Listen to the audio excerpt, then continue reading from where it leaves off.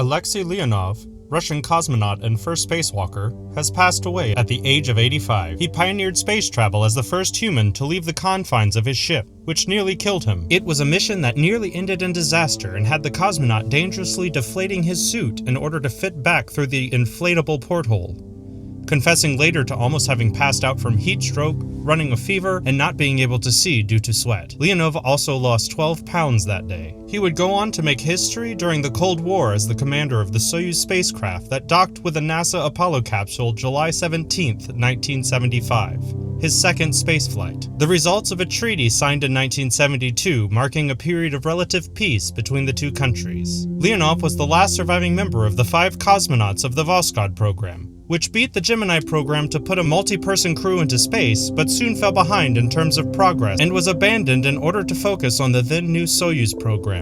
Leonov became a leader in the Russian space agency after his space flights, and continued to play a pivotal role advising the agency long after retiring.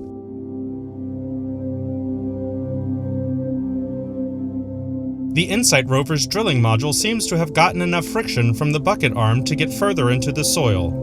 2 weeks ago, the team began operations to begin the test drill of the inoperable module, and pictures relayed show progress has been made getting the drill to catch further into the soil. The hammer-style drill relies on friction from the surrounding soil in order to drill its way down into the Martian landscape. Unfortunately, the soil at the site compacts more than the team planned for. While the pinning maneuver has worked to start the drill, NASA has stated that they still have quite a ways to go to get to their planned depth of 5 meters. Should the mole get stuck at a further depth, the pinning option would not be available, and any pressure applied to the top of the mole risks damaging the delicate tether. For now, it is drilling, and even if it doesn't make it to its target depth, science can still be performed with the instrument. Congrats on the progress to the InSight team.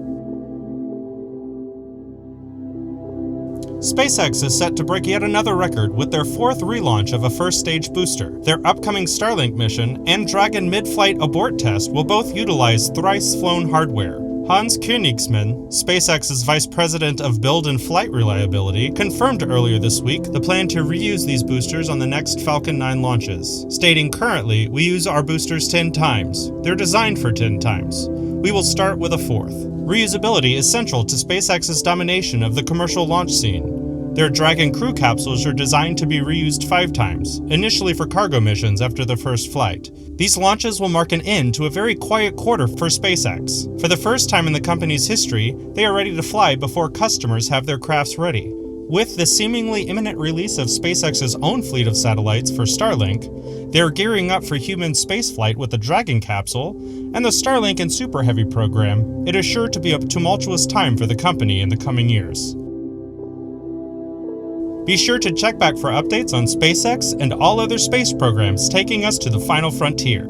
This has been This Week in Space Travel. Please like, share, and subscribe to keep up to date on the world of tomorrow. See you next week.